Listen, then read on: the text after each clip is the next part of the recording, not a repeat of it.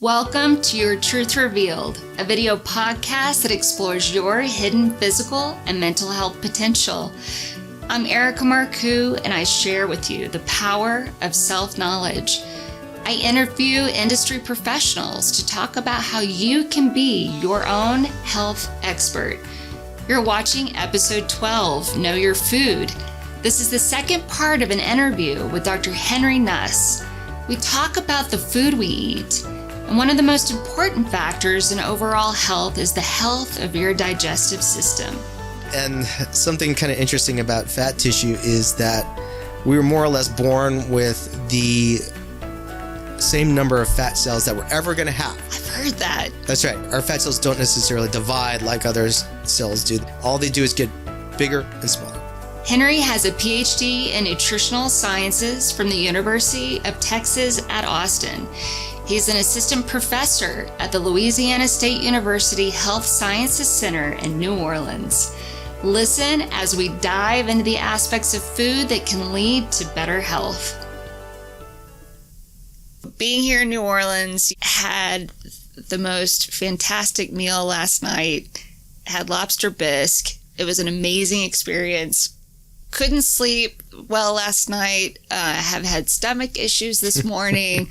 I don't feel well. So it's hard, I'm assuming, for you to be living in New Orleans and eating healthy yourself. It is very hard, and I think one of the biggest problems we have here in New Orleans is when people come here like tourists and say, where should we eat? And that's such a hard question to answer because there are so many good places, not just a variety of places, but places that are very, very phenomenal, good to eat. Now, the downside is that we're kind of surrounded by energy-dense, nutrient-poor food that these restaurants sell. And it's butter, salt, and sugar. And I believe earlier you referred to it as a bliss point. And I've never actually heard that term before, but I think there is definitely a certain amount of those three food additives that you can put in food to make them taste better. You know, like here in New Orleans, anything that can be fried has been fried. And you just fry it because it tastes better. I mean, people fry turkeys for Thanksgiving. They don't bake them or smoke them because it just tastes better. So if you try to go out to any restaurant in New Orleans that has a 4-star rating and is recommended by everyone, be very hard pressed to find something on the menu that isn't high calorie, high fat. Well, and they're all competing against each other. And if nutrition is not necessarily the point of it, it's having that bliss point. The point of it is making money. That feeling of euphoria and that point of making money, then that's what we're going to do. Yeah. I think for anyone who's considering visiting New Orleans, you might want to just put your healthy habits on hold for a while and indulge. Because we can accommodate those desires. Right. That's what the city's known for. The city of sin. Right. Energy-dense, nutrient-poor. Those are foods that give you a lot of calories, but relatively nothing else in terms of protein, vitamins, minerals. The issue there is that we're eating those kinds of foods more often than we should be. It's replacing the calorie allotment that we have so that when all is said and done, we've got our allotment of calories for the day, but relatively little to show for it nutrient-wise.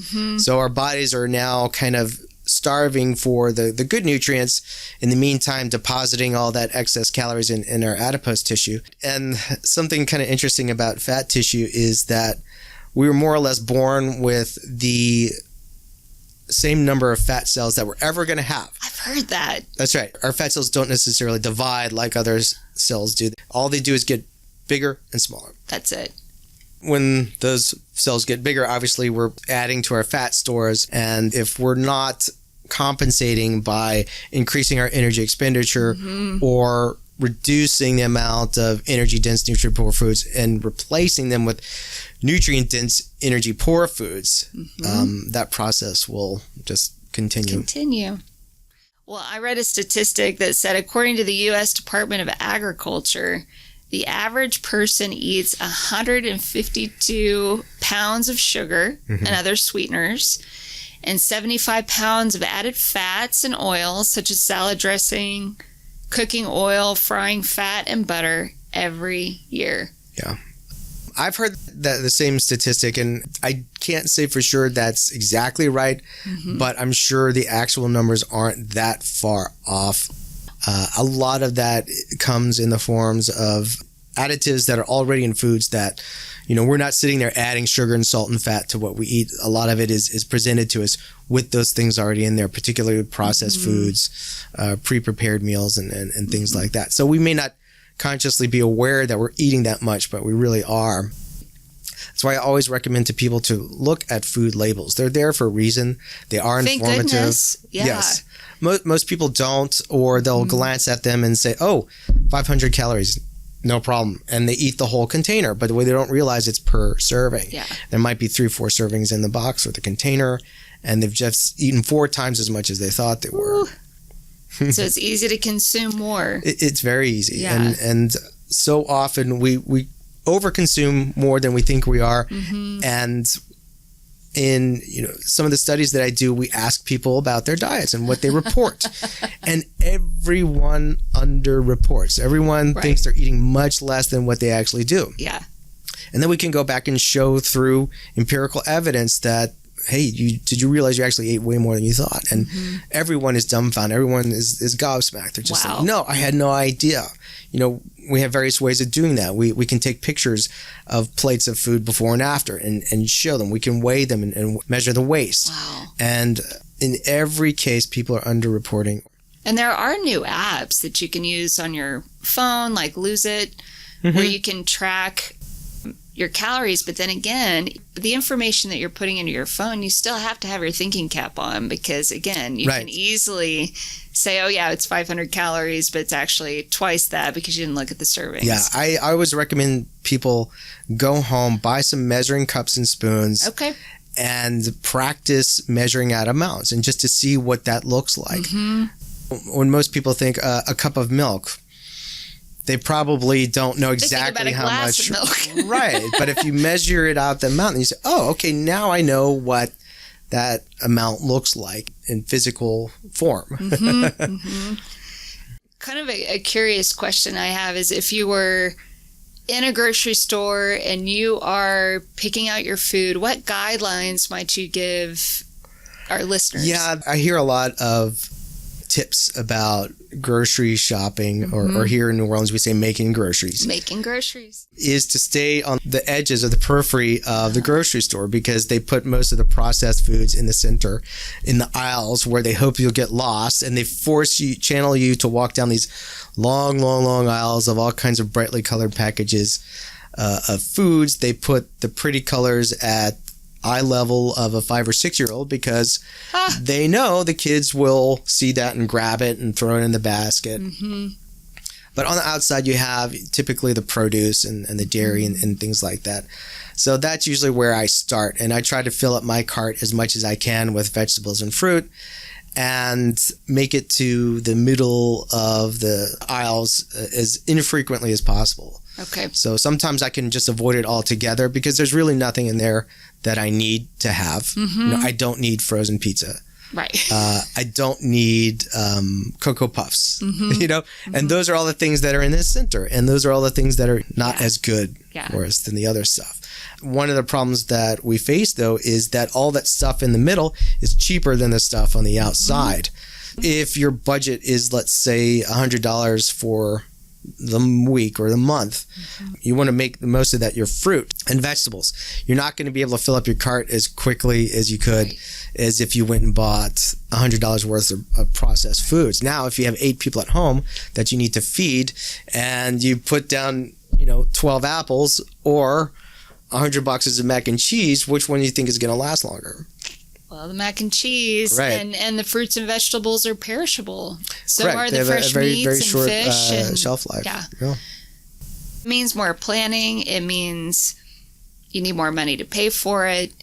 You need to go more frequently. Yes. So I can imagine, with busy families, that gravitating towards the mac and cheese is just so appealing, even though it's not really what's best for ourselves or our kids. It is. And, I think most busy families only make 1 to 2 grocery trips per month. Okay. In many cases. Sometimes we'll go late at night because we're out of milk or something like that. But that's about it. Yeah. So that's why stores like Costco do so well. Yeah. We have one here. Toilet paper. The non-perishables. Like you said, you really should have like a weekly meal plan for what you're going to eat, and you know exactly what to get, because I think a lot of times what people do is they buy a lot of vegetables and fruits with the intention to eat them, but they don't really work them into their schedule, their meal plan, and they sit there and they go bad and they throw them away. That happens a lot at our house. Ours too. And a lot of it is because of our kids' taste preferences change, and all of a sudden they're not liking this anymore. And, yes. And so, good thing we just bought 100 bananas. That you're not going to eat. That we're not going to eat. There is food addiction, and it really is a biochemical issue. Can you give insight into that? Yeah. In the past years, that concept has really gained a lot of traction. Now it's clinically proved that we can become addicted to food. It's very similar to the way we can become addicted to drugs like methamphetamine or cocaine or heroin. And in some cases, these addictions are shown to be just as strong. They've done rodent studies where they give a choice to a rodent between cocaine and high fructose corn syrup.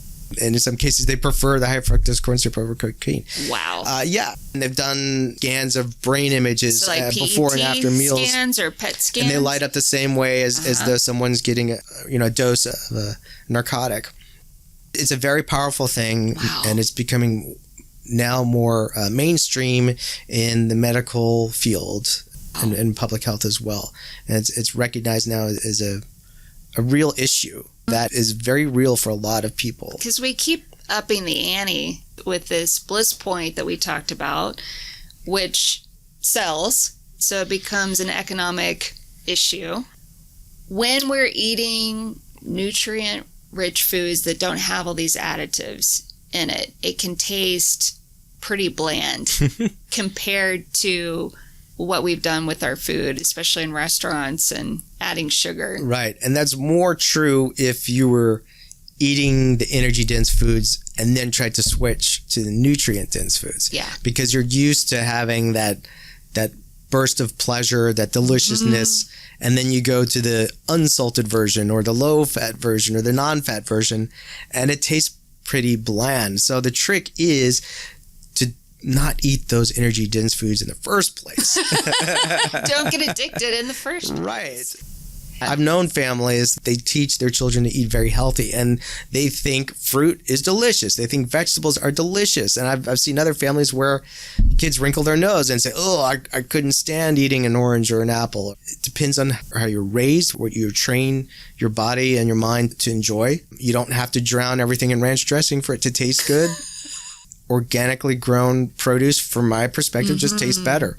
I'm not a huge fan of carrots, but my husband gardened and created the most amazing carrots. I was like, if every carrot tasted like that, I'd be eating this constantly. It's very true. I've been in other countries.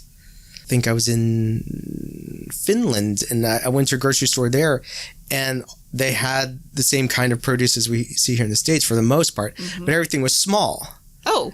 And, you'd have like an apple that big or a plum that big. And, I said, what, are they growing miniature food here? Then I realized that's the normal size of these things. It's not genetically modified. So we've made everything bigger and better. Bigger and better and longer shelf life and sacrifice taste. How many times have you been to a grocery store recently, bought a tomato, went home and ate it, and it tasted roughly like paper? Yeah. I've had that. Yeah, it just looks like a tomato. Goodness. It's not really a tomato. We need to go back to growing our own food in our backyard if we can. Yes. I think that's good because it makes you more mindful of what you're eating. Well, and you enjoy the whole process, getting pleasure from gardening, creating your own food. Seeing Right. the whole process and being more mindful of that whole experience. And you become more appreciative of the food that you have. Absolutely. You know, if you spend a lot of blood, sweat, and tears making that corn grow, you're going to eat that corn. You're not going to let it go to waste. Yeah. Whereas if you just go to Costco and buy 4 pounds of corn for $2, Right. you're not going to be so sad if it goes bad. So it's like, I'll get around to it. It's that maybe. investment. Dieting seems to be difficult for most people. Can you give any tidbits or any insight into dieting? First off is, what's your goal? Okay. Why do you want to diet? Sometimes we have other health issues that force us to follow a certain diet. But for the most part, I think what we're more concerned about here, at least in the United States, is weight loss. We have a third of people in the United States who have obesity. So that's 1 in 3 people. Many of the diets that I see popping up are fad diets.